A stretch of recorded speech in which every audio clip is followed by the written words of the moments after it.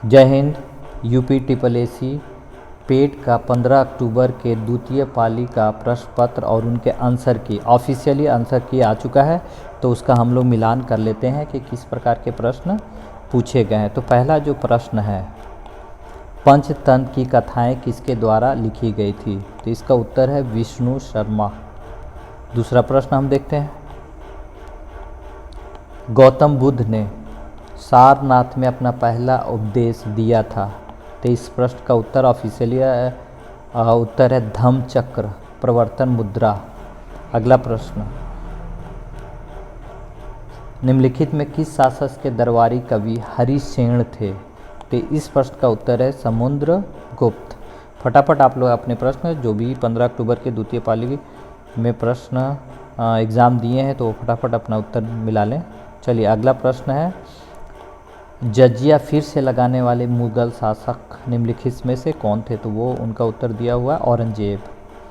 अगला प्रश्न है, पांचवा प्रश्न है, निम्नलिखित में किसे अंग्रेजों द्वारा शुरू किए गए महत्वपूर्ण योगदानों में से एक माना जाता है? तो इसके प्रश्न का उत्तर है रेलवे। चलिए फटाफट अगले प्रश्न का उत्तर हम देखते हैं, निम्नलिखित में कौन 1857 के विद्रोह का परिणाम था? तो इस प्रश्न का उत्तर है ईस्ट इंडिया कंपनी की शक्तियों को ब्रिटिश क्राउन में हस्तांतरित करना।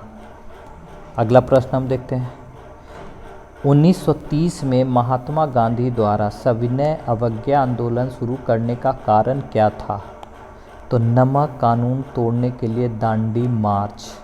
इस प्रश्न का उत्तर है। अगला प्रश्न, आठवां प्रश्न हम देखते हैं, निम्नलिखित में से कौन स्वतंत्र भारत के पहले भारतीय गवर्नर जनरल थे? तो इस प्रश्न का उत्तर है सी राजगोपालाचारी।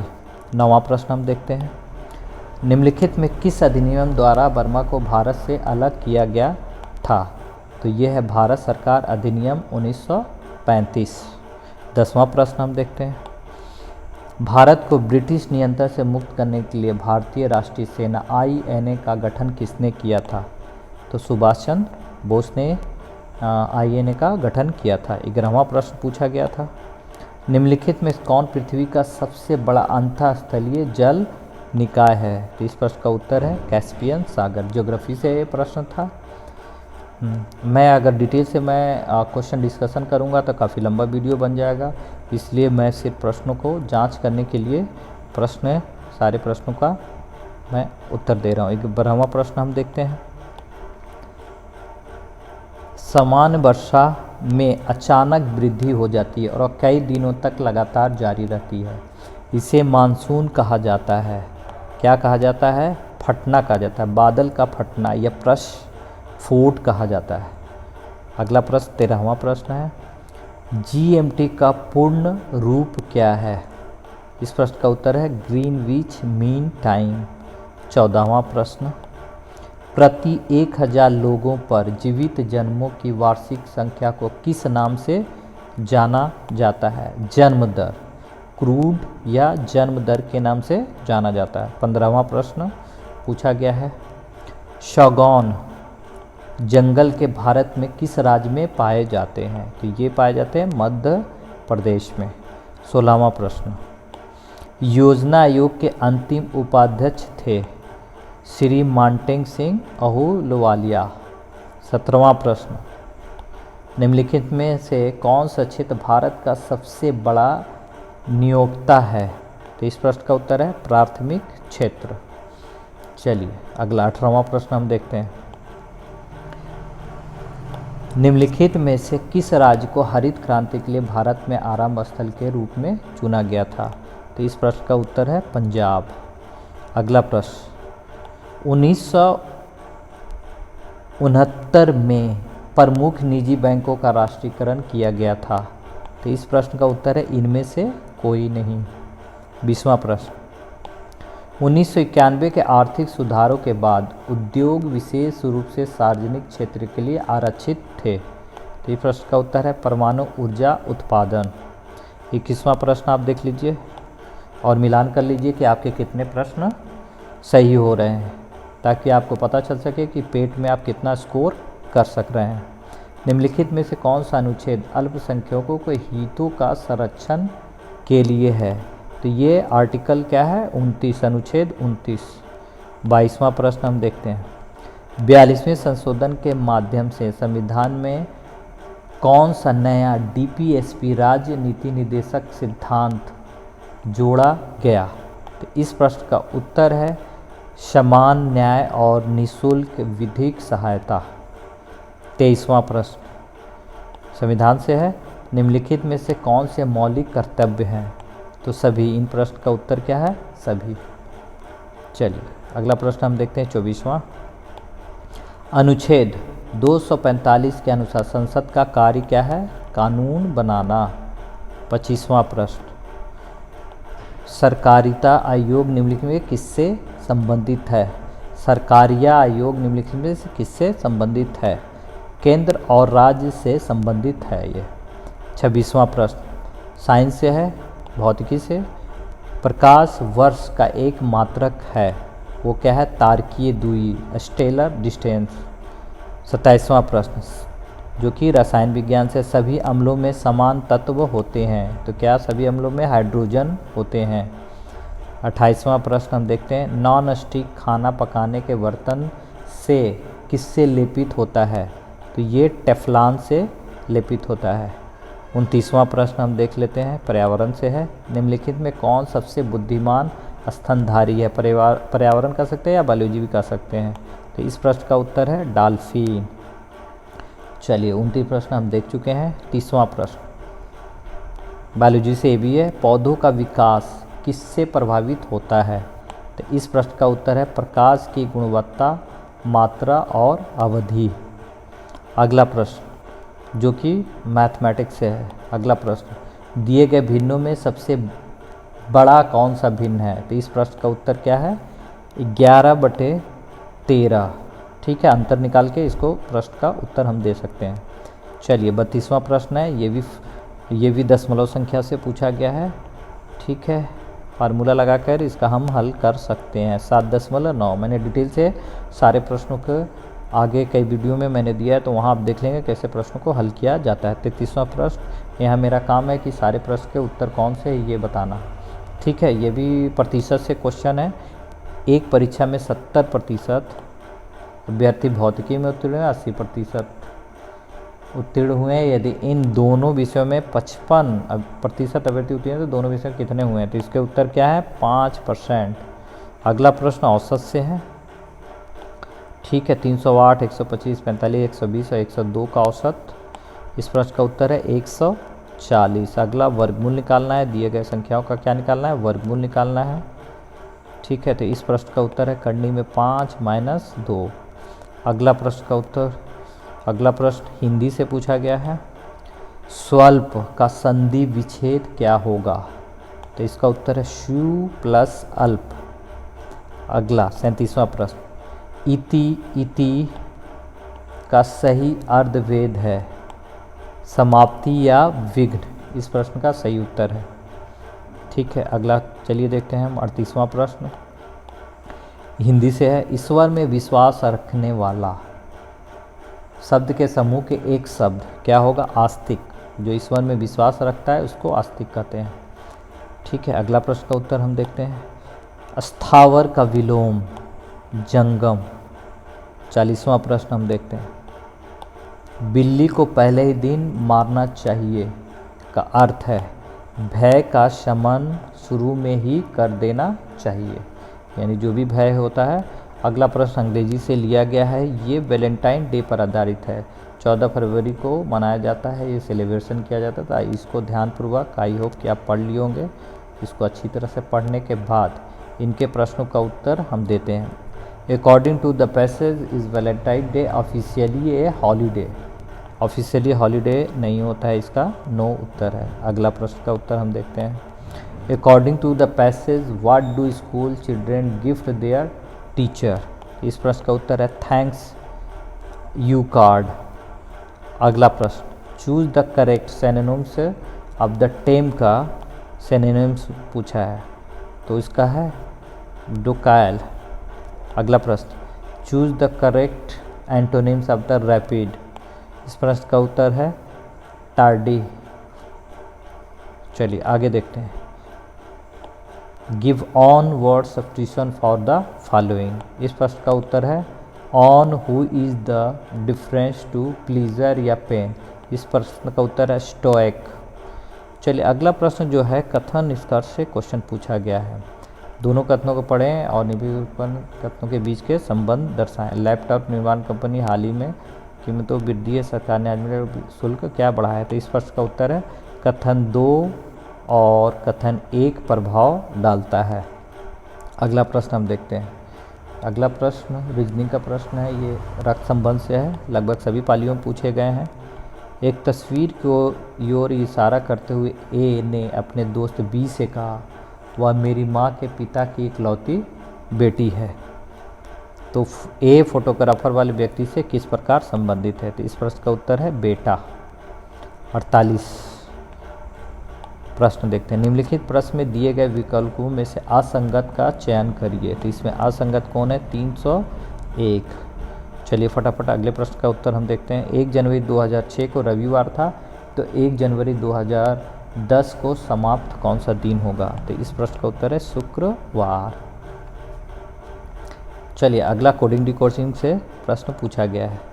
निश्चित भाषा में एक्टिव को इडुजवा के रूप में कोडित किया जाता है, उस कोड भाषा में इफेक्ट को किससे कोडित किया। इस प्रश्न का उत्तर है TGGFDE।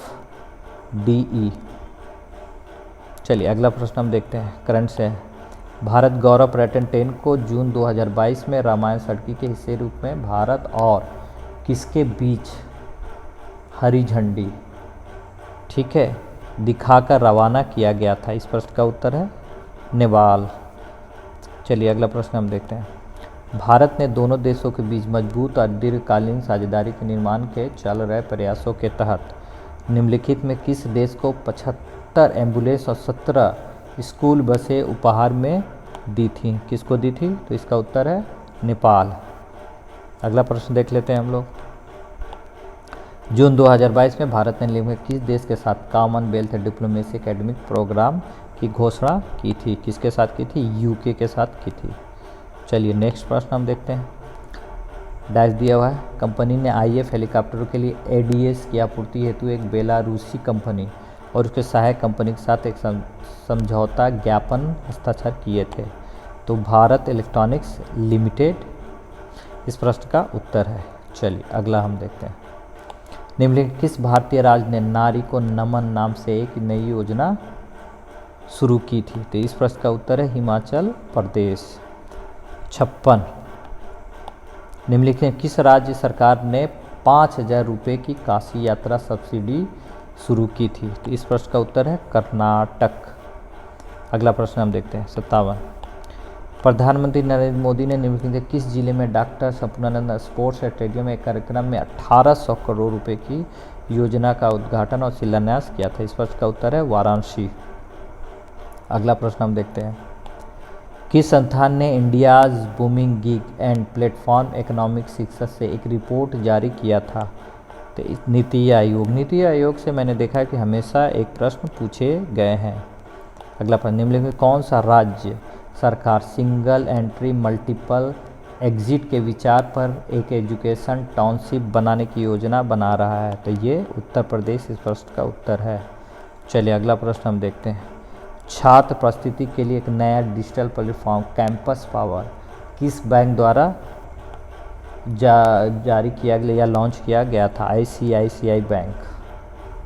चलिए आगे ठीक है। 61वां प्रश्न हम देखते हैं। ज्योग्राफी से क्वेश्चन पूछे गए। भारत के कितने राज्य बांग्लादेश के सीमा के साथ साझा करते हैं। तो 5 राज्य। इस प्रश्न का उत्तर है 5 राज्य। अगला प्रश्न है जिसमें पोलैंड की मुद्रा से लगातार क्वेश्चन पूछे गए हैं। तो पोलैंड की मुद्रा का नाम है ज़्लोटी। अगला प्रश्न हम देखते हैं। निम्नलिखित में कौन सा भारत का सबसे छोटा केंद्र शासित प्रदेश है। तो इस प्रश्न का उत्तर है लक्षद्वीप। चलिए अगले प्रश्न का हम देखते हैं। 64वां पूछा था। निम्नलिखित में किसे पास लोकसभा सत्र को स्थापित करने की शक्ति है। तो किसके पास है ये। भारत के राष्ट्रपति के पास है। अगला प्रश्न हम देखते हैं। अंतर्राष्ट्रीय अहिंसा दिवस निम्नलिखित किस दिन मनाया जाता है।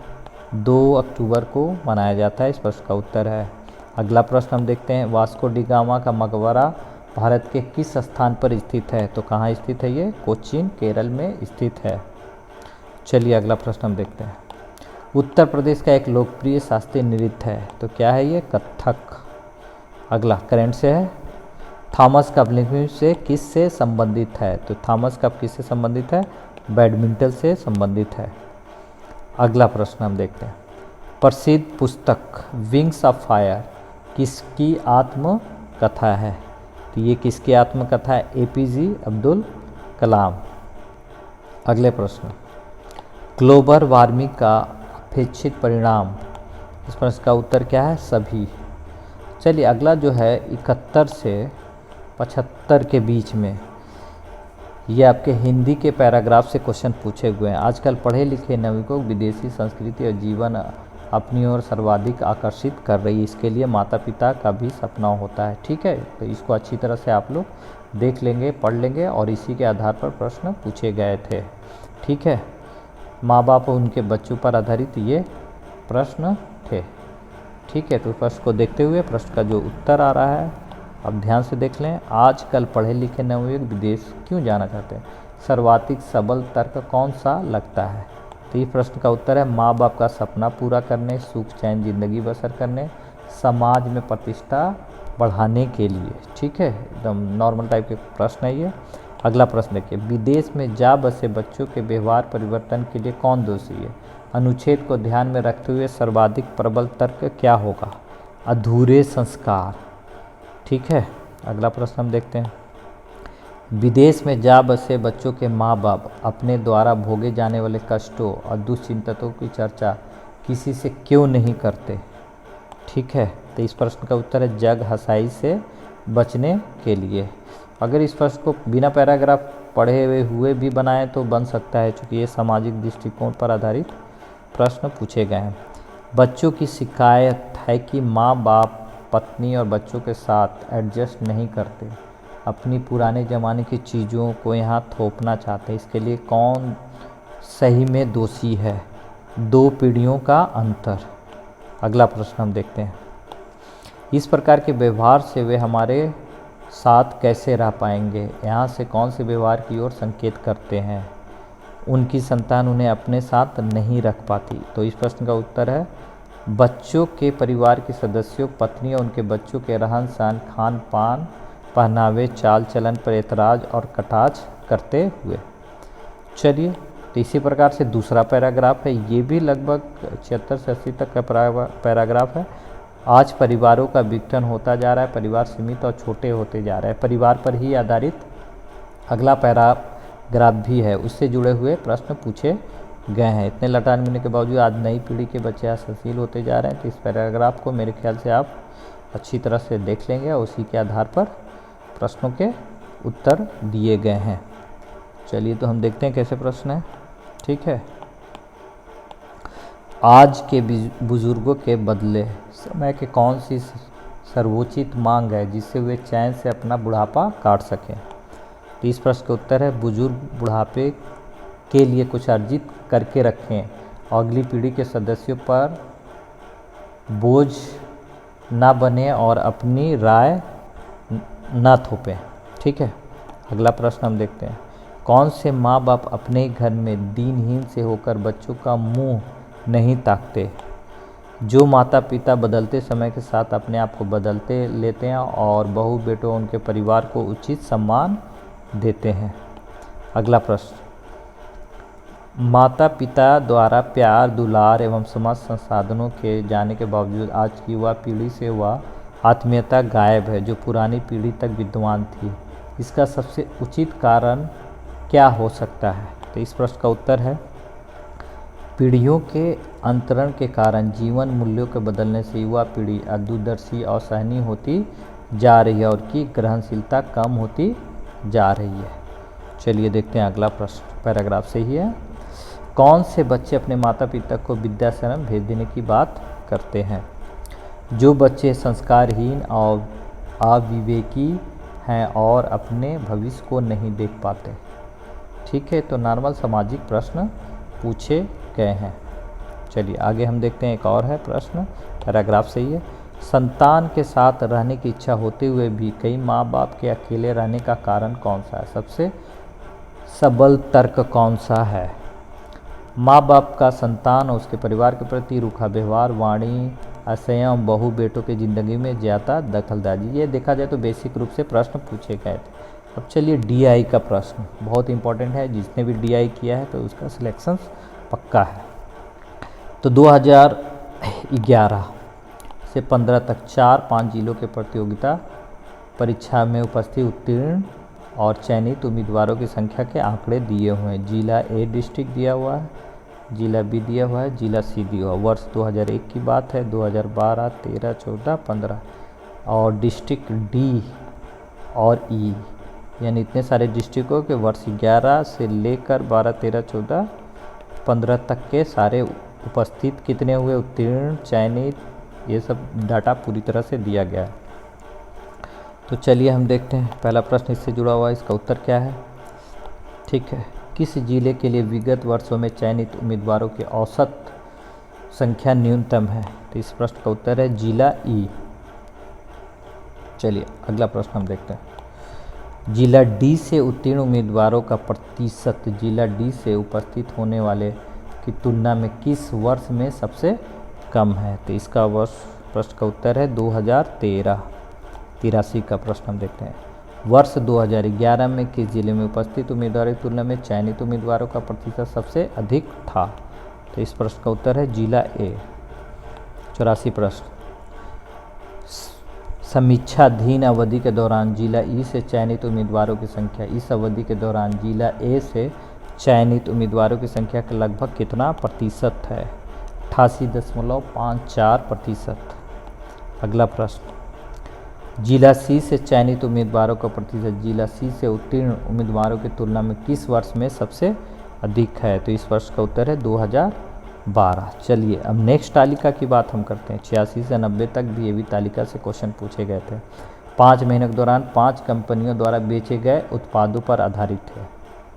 ठीक है, कंपनी है PQRS और जनवरी, फरवरी, मार्च, अप्रैल, मई में इस तरह के उनके उत्पादन दिए हुए हैं। तो इस प्रश्न देखते हैं, इससे जुड़े हुए प्रश्न हैं। कंपनी एस द्वारा बेचे गए उत्पादों की संख्या में जनवरी से अप्रैल तक लगभग कितने प्रतिशत की वृद्धि हुई है? तो इस प्रश्न का उत्तर था 64.71%। अगला प्रश्न है, कंपनी जी द्वारा मार्च, अप्रैल और मई में बेचे गए उत्पादों की कुल संख्या में 32% माइल्ड टी से बने थे। मार्च, अप्रैल और मई में स्टोर टी द्वारा बेचे गए माइल्ड स्टील उत्पादों की कुल संख्या कितनी थी? तो इस प्रश्न का उत्तर है 144। अगला प्रश्न, फरवरी में कंपनी PS और T द्वारा बेचे गए उत्पादों की औसत संख्या कितनी थी? ठीक है, इस प्रश्न का उत्तर दिया हुआ है 118। तो मिला लें आप कि आपका DI कितना क्वेश्चन सही हो रहा है। जिसने भी DI पर मेहनत किया है, मैं समझता हूँ उनका सिलेक्शन हो जाना चाहिए। मार्च में कंपनी P और R द्वारा बेचे गए उत्पादों की कुल संख्या अप्रैल में उन्हीं कंपनियों द्वारा बेचे गए उत्पादों की कुल संख्या का कितना अनुपात है? तो इस प्रश्न का उत्तर है 59:80। अगला प्रश्न हम देखते हैं, कंपनी Q द्वारा जनवरी और मई में मिलाकर बेचे गए उत्पादों की कुल संख्या समान महीनों में कंपनी R द्वारा बेचे गए उत्पादों की कुल संख्या के बीच का अंतर कितना है? तो इस प्रश्न का उत्तर क्या है? 85। चलिए अगला पाई चार्ट से क्वेश्चन है, बहुत इंपॉर्टेंट है पाई चार्ट, जो कि डिग्री में है, परसेंटेज में नहीं है। शिक्षा, अनुसंधान, खेल, पुस्तकालय का 32 डिग्री, कार्यक्रम पर छात्रावास 46 डिग्री। तो डिग्री पर दिया हुआ क्वेश्चंस है। तो चलिए इसमें प्रश्न क्या है, छात्रावास पर कुल खर्च का लगभग कितना प्रतिशत खर्च किया गया था? तो 12.78% इसका उत्तर है। अगला प्रश्न, कार्यक्रमों की तुलना में अनुसंधान पर लगभग कितना प्रतिशत अधिक खर्च किया गया है? 86% किया गया है। अगला प्रश्न, यदि वर्ष के दौरान विभिन्न क्षेत्रों पर खर्च की कुल राशि, दिए गया डाटा दिया हुआ है, आधारभूत संरचना पर खर्च की गई राशि चतुर्थांश राशि से कितना अधिक है? तो लगभग 2 लाख। चलिए अगला हम देखते हैं कुछ क्वेश्चंस। खेलों पर शिक्षा की तुलना में कितने प्रतिशत कम खर्च किया गया है? 35%, इसका उत्तर दिया हुआ है। चलिए अगला प्रश्न हम देखते हैं, वर्ष के दौरान खेलों पर खर्च की गई कुल राशि 1.8 करोड़ थी तो शिक्षा और अनुसंधान पर कुल खर्च की ये राशि कितनी थी? तो दिया गया डाटा दिया हुआ 72500। ठीक है, अगला है रेखीय 96 से लेकर 100 तक। ग्राफ लाइन दिया हुआ है, दो कंपनियां हैं ए बी, इस तरह से दो कंपनियां हैं 2001, 2, 3, 4, 5, 6 के उनके डाटे दिए हुए गए हैं। इनके आधार पर पूछे गए प्रश्न है। 2005 में दोनों कंपनी ए बी की आय क्रमशः 3:4 के अनुपात में थी। 2005 में इनके व्यय का क्रम अनुपात क्या था? तो इस प्रश्न का उत्तर है 45:68। अगला प्रश्न हम देखते हैं। यदि 2002 में कंपनी बी का व्यय 2000 करोड़ था तो 2002 में आय क्या थी? तो इस प्रश्न का उत्तर है 260 करोड़। चलिए लास्ट के दो क्वेश्चंस और बच गए हैं। यदि 2001 में कंपनी ए और बी का व्यय समान था, 2001 में दोनों कंपनी कुल आय 342 करोड़ थी, तो 2001 में दोनों कंपनियों कुल लाभ कितना था? तो इस प्रश्न का उत्तर है 102 करोड़। अगला प्रश्न, वर्ष 2003 में कंपनी ए का व्यय 200 करोड़ था, 2003 में कंपनी ए की आय 200 उसके खर्च के समान थी, तो 2006 में एक ही कंपनी का आय क्या था? तो 464 करोड़। 100वां क्वेश्चन हम देखते हैं। यदि 2005 में दो कंपनियों की आय समान थी तो 2005 में कंपनी के व्यय का कंपनी बी के व्यय के अनुपात से क्या था? अनुपात पर आधारित है 15:17। तो इस प्रकार से आपने देखा कि 100 प्रश्न का आप मिलान कर लेंगे और मैं आशा करता हूँ कि आपके एग्ज़ाम अच्छे गए होंगे। जय हिंद।